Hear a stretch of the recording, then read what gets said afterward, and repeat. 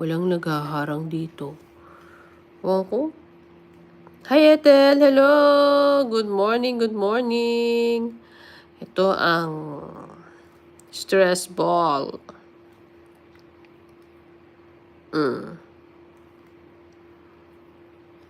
Yan. Ayoko na maglabas ng mga laruan.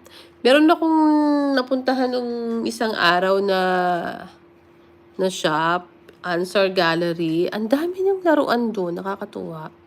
Hindi lang kami magkakapagtagal kasi ang daming tao. Naghahanap kasi kami ng boxing shoes ng anak ko kasi pinag-enroll na namin siya sa boxing Muay Thai. So ngayon, boxing muna yung kanyang pag-aaralan. Naghahanap kami doon. Wala naman kaming nakita kasi wala na daw size. Tapos nakita ko, ang dami laruan dito. Ang cute ng mga laruan. Kaya lang yun. Hindi na ako makakabalik doon. Malayo kasi sa amin. Dati malapit lang yung sa bahay namin sa Parwa City. Ay, oo. Ang daming laruan ni Sisirisa. Grabe. Talagang masyado siyang ang dami niyang binili. Ako pa konti-konti lang talaga. Nakita ko nga rin yun may mga fruits pa na ganito. May mga animals. May mga saging pa nga Sabi ko tama na at baka lalo na akong mapalo ng asawa.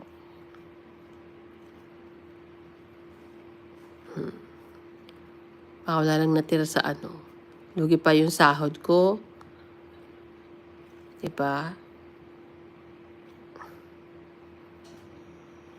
Mura nga lang to. Mura lang to, te.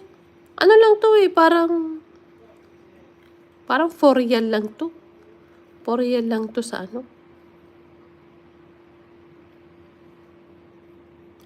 nag-sale. Hindi kasi ako nung namili ka pala.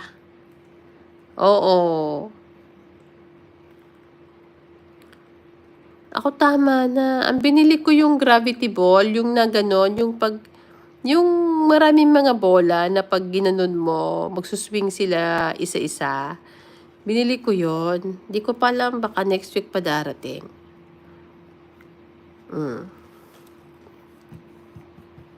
Wala na akong mga laro. Ito na lang Ito, natatakot naman ako. Baka maya-maya, biglang sumabog na naman. Magtalsika na naman yung mga bola.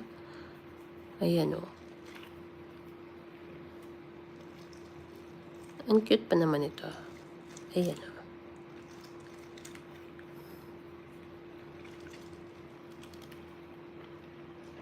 Mahal na nga sa Temu. Mahal. Tsaka ayaw ni ating umorder ng Temu Ang cute talaga nito. Cute na cute ako sa kanya. Hello. Tama ng pagbili natin.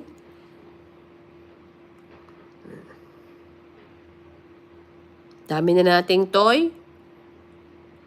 Kaya inaaway tayo ng asawa natin. Kamaya-maya patigilin na tayo sa pag-YouTube. Kasi may mas oras tayo. Dami nating oras sa YouTube.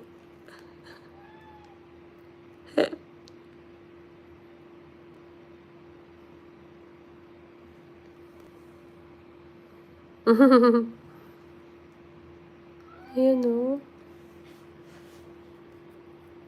May pusang ngumingiyaw-ngiyaw doon. Sino kaya yon? Ay, nako sis. Addict talaga. Ikaw ang leader. Kasi ikaw ang pinakamaraming nabili. Kami, mag-second place lang ako ha. Ayan. Swing. Ayan may balahibo pa ng pusa si Mr. O. Ayan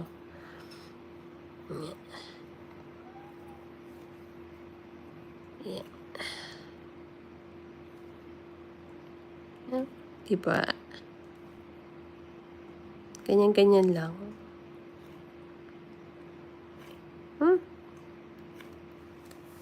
Yan. Ayan, kokonti na ang tao. Mabuti naman.